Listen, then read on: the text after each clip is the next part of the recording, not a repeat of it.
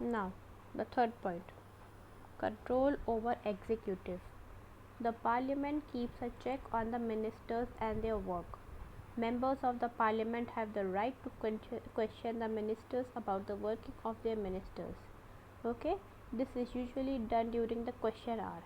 During the zero hour, which starts immediately after the question hour, members can raise issues of public interest. If it is not satisfied with the functioning of the ministers, the Lok Sabha can pass a vote of no confidence. This is passed to remove the government from power. अब आप इस paragraph में देखें इसे क्या meaning निकल रही है. Parliament keeps a check. वो मिनिस्टर्स को वर्क देखती है, आर दे वर्किंग प्रॉपरली और नॉट. ठीक है, members of the parliament question करते मिनिस्टर्स को कि आप अपना रूल, अपना जो आपको पावर दिया गया है, ओके, आपको जो राइट दिया गया है, आप उसको प्रॉपरली इन्वेस्ट कर रहे हो या नहीं.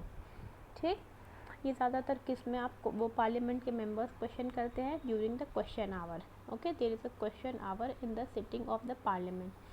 क्वेश्चन आवर से बाद में होता है zero hour after the question hour. Question hour में पहले क्वेश्चन कर लिया whether you are properly working और नॉट, उसके बाद होता है ज़ीरो आवर.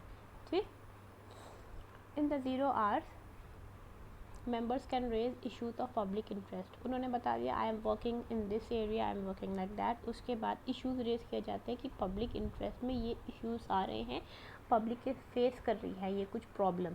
ओके, उसके बाद अगर पार्लियामेंट के मेंबर सेटिस्फाइड नहीं हैं with the working of the ministries, ठीक, लोकसभा जो है एक नो कॉन्फिडेंस का वोट पास करेगा that the ministers are not working properly, so we have to pass a no confidence vote.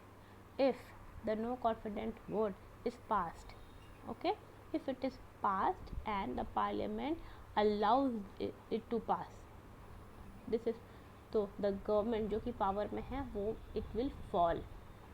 Okay, government will be removed, that the ministers are not working properly, so the government will be removed. Okay,